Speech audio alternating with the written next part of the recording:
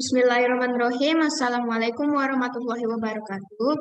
Saya Fizatul Kamilia Kurniawan dan saya dari Prodi D3 Tata Boga. Hari ini saya akan mempresentasikan bab 13 tentang Islam, Perempuan, dan Feminisme untuk tugas ujian tengah semester saya. Nah, kita masuk ke materinya, konsep Islam tentang perempuan. Yang pertama, kesamaan kedudukan perempuan dengan laki-laki. Perempuan dan laki-laki adalah sama-sama manusia yang diciptakan oleh Allah Subhanahu wa taala dengan bentuk yang sempurna, memiliki potensinya masing-masing dan dapat menjadi khalifah Allah Subhanahu wa taala dengan tugas memakmurkan bumi dan mengejar akhirat. Perbedaan yang meninggikan atau merendahkan seorang manusia adalah nilai pengabdian dan ketakwaannya kepada Allah Subhanahu wa taala. Dan hal ini telah tercantum dalam Quran Surah Al-Hujurat ayat 13. Lalu yang kedua adalah B, pemuliaan Islam terhadap perempuan. Islam memandang perempuan sebagai makhluk mulia dan terhormat, yang memiliki hak dan kewajiban. Dalam Islam, haram hukumnya menganiaya dan memperbudak perempuan. Islam adalah agama pertama yang menempatkan perempuan sebagai makhluk yang tidak berbeda dengan laki-laki dalam hakikat kemanusiaannya. Meskipun begitu, dalam beberapa hal prinsipil terdapat perbedaan antara perempuan dengan laki-laki.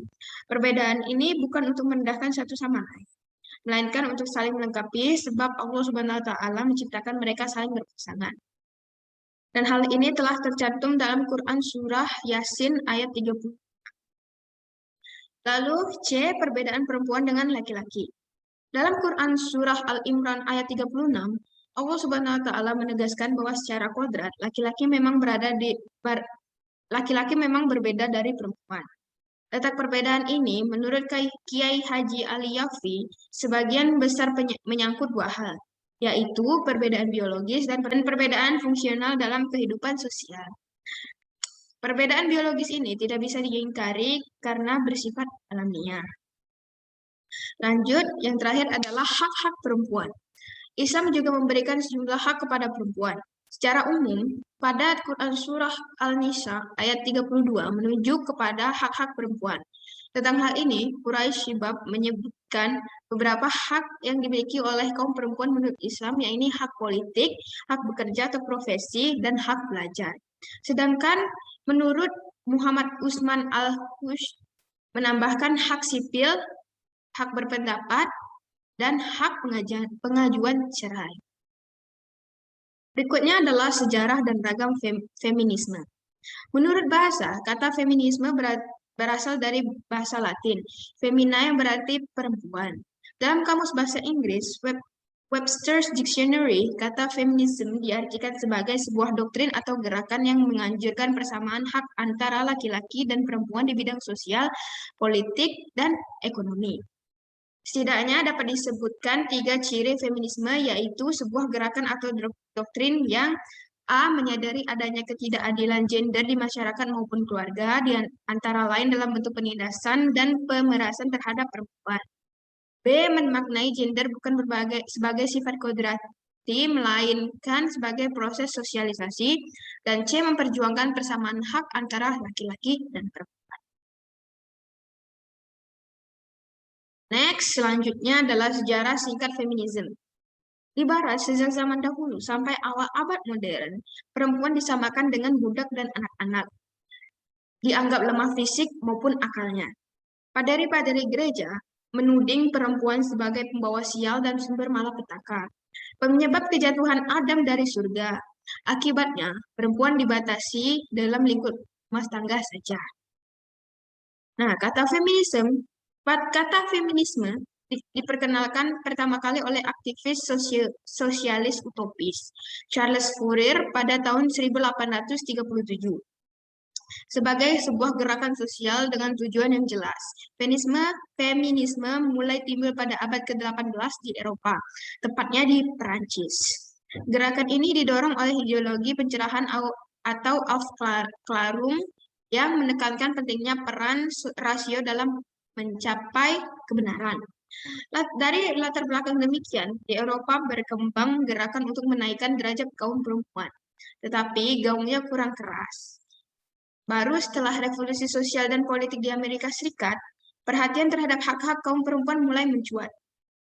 Hal lain yang mendorong timbulnya feminisme menurut Murtada Mutahari adalah kepentingan kapitalisme.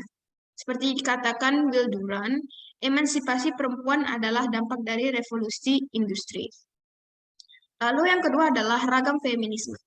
Perbedaan perspektif tersebut melahirkan sejauh ini 4 aliran besar, yakni feminisme liberal, marxis, radikal, dan sosialis, dan sejumlah aliran feminisme lain. Seperti feminisme psikoanalisis dan gender, eksistensialis, anarkis, postmodern, multikultural, dan global, teologis, feminisme kegemukan, dan ekofeminisme.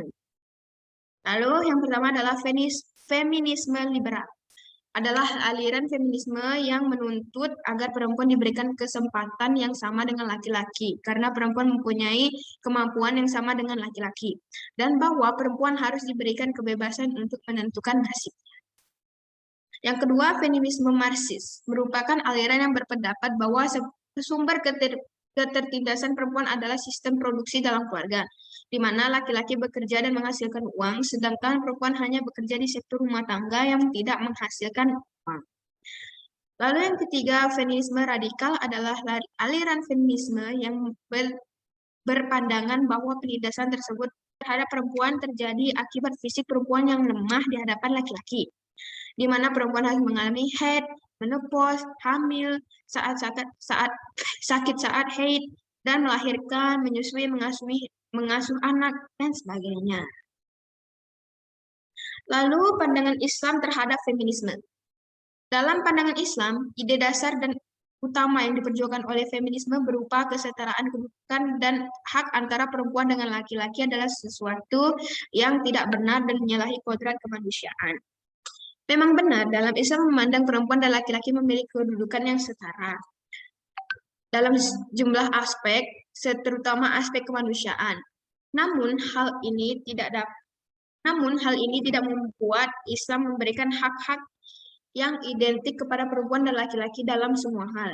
Bahkan Islam juga menyebutkan sejumlah perbedaan hak dan kewajiban di antara mereka yang malah saling melengkapi. Misalnya hak istri adalah kewajiban suami, begitu juga sebaliknya. Semuanya telah diatur demikian karena laki-laki dan perempuan diciptakan berpasangan. Dan hal ini telah tercantum di dalam Quran Surah Yasin ayat 36. Terkait tugas dan peran perempuan dalam rumah tangga, yang lebih banyak berada di rumah, sebaiknya tidak dipandang dari sisi kesetaraan gender. Persoalan ini lebih tepat bila dipandang dari sisi hikmat